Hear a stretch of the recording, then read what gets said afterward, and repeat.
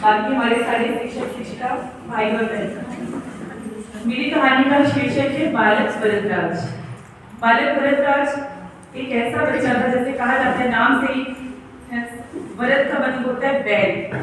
उनके पिताजी को शायद उस समय ज्ञान नहीं था, उन्होंने उनका नाम रखा भरतराज। भरतराज का मतलब है बैलों का राजा। हम इसीलिए जब नाम रखते हैं तो कोशिश करते हैं कि नाम हमारा शीर्षक सही हो, कि उसका सार्थक प्रभाव बच्चा पर पड़े। पहले भी सोचा जाता था, आज भी सोचा जाता है, लेकिन शायद उन्हें ज्ञान नहीं था। तो भरतराज को गुरुकुल भेजा गया। पहले के समय में आश्रम पद्धति हुआ करती थी, घरों में ऐसे स्कूल जाकर के बच्चे नहीं आया करते थे। वो बहुत कठिन समय होता था जब बच्चा अपने माता पिता को छोड़कर, अपनी माँ से वियोग कर और पिता से भी दूरी बनाकर, भाई बहनों से दूरी बनाकर आश्रम पद्धति में पढ़ा करता था। आश्रम पद्धति पढ़ाई के साथ साथ वहाँ पर घर का काम करना, जैसे लोग झाड़ू लगाना, बच्चे वहाँ जाते थे, लकड़ियाँ काटते थे, एक साथ लकड़ियाँ काटकर साथ मिलाना, सहयोग की भावना को साथ साथ सीखना और एक साथ ही बिस्तर लगाकर एक साथ सोना। जैसे आज हमारे बच्चे माता पिता के साथ सोते हैं, बीच में सोते हैं, वैसी व्यवस्था नहीं थी। तो हम बहुत सारी चीजों से दूर होते थे, उसके बाद पढ़ते थे। तो वो समय कठिन भी होता था और साथ में सहयोग की भावना, साथ रहने की भावना और साथ पढ़ने की भावना, साथ खेलने की भावना, सारी चीजें विकसित हुआ करती थी। तो बहुत एक अच्छा कॉन्सेप्ट हुआ करता था। तो बालक भरतराज, लेकिन अगर जो बच्चा स्वभाव से बहुत संकोची हो, शांत हो और थोड़ा कहा जा सकता है कि मंद बुद्धि, उसको लोग अपने आप ही समझ लेते हैं। जो बच्चा कम बोलता है, कुछ लोग बुद्धिमान लोग उनके लिए पहले ही से कॉन्सेप्ट बना लेते हैं कि उसको कुछ नहीं आता है क्योंकि वो बोलता नहीं है। लेकिन बहुत तरह के बच्चे होते हैं, कुछ अभिव्यक्ति करना जानते हैं और कुछ अभिव्यक्ति करना नहीं जानते हैं।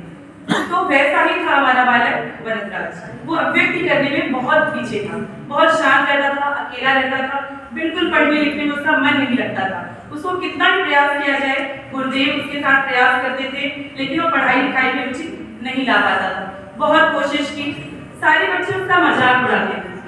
अक्सर कर बच्चों का स्वभाव होता है कि बच्चे, क्योंकि बड़े जो करते हैं वही बच्चे सीख जाते हैं। तो बड़े लोग किसी को क्रिटिसाइज कर रहे हैं, उसको कम आंक रहे हैं, तो दूसरे लोग भी उसको अपने आप उसका अपने मन में निर्णय कर लेते हैं कि उसे कुछ नहीं आता होगा। तो सब लोगों ने उसको मंद बुद्धि, मूर्खराज, मंदहास करके उसको कहना शुरू कर दिया। इसके बाद गुरुदेव ने कहा, भाई हमने बहुत कोशिश कर ली, अब ऐसा करो भरतराज, तुम अपने घर वापस लौट जाओ और अपने पिता के व्यवसाय में हाथ बढ़ाओ। अब तुम पढ़ लिख नहीं सकते, मेरे बस के बाहर की बात है। बहुत उदास मन से भरतराज वहां से आश्रम से निकला और वो अपने गांव की तरफ चल गया। जब वो गांव जा ही रहा था तो रास्ते में उसे भूख लगी। उसे याद आया कि मेरे पास पोटली में सत्तू मेरे गुरुदेव ने दिया है, तो क्यों ना मैं उसे खा लूं। लेकिन सत्तू के साथ साथ हमें साथ में सूखा अटकता है, हमें उसके साथ चाहिए होता है पानी। तो पानी की खोज में पहले के लोग बॉटल लेकर आज की तरह नहीं चला करते थे। जैसे आज हम लोग बॉटल लेके चलते हैं, पहले के लोग कुएं की जगह ढूंढते थे कि कहाँ कुआं है और दिशा का अनुमान भी लगा लेते थे शिवलिंग से। जब जहां पर शिवलिंग हुआ करती थी उससे पानी के स्थान का पता चल जाया करता था। तो कुएं की खोज करने के लिए जब बालक निकला तो उसने देखा वहां पर एक कुआं को मिला। जगह पर ढेर सारे गड्ढे बने, घड़ों के आकार, मिट्टी के घड़ों के आकार के ढेर सारे गड्ढे बने हुए। उसे बड़ा आश्चर्य हुआ, कितने सारे गड्ढे, यहाँ के लोगों ने कितनी मेहनत की है कि गड्ढे यहाँ बना दिए। तो उन्होंने फिर क्या किया कि उनसे पूछा, यहाँ पे गड्ढे आपने इतने अच्छे बनाए? उन्होंने कहा नहीं, हम लोगों ने बनाए नहीं है, स्वयं बन गए। देखो बेटा, इस घिरनी पर भी, लकड़ी की घिरनी पर भी निशान बना हुआ है।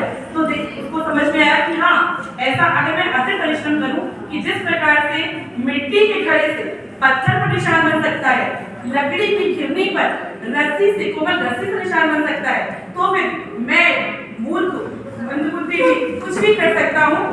तो इस कहानी से मुझे शिक्षा मिलती है। वो वापस गुरुदेव के पास गया, उसने पढ़ाई प्रारंभ की और वही बालक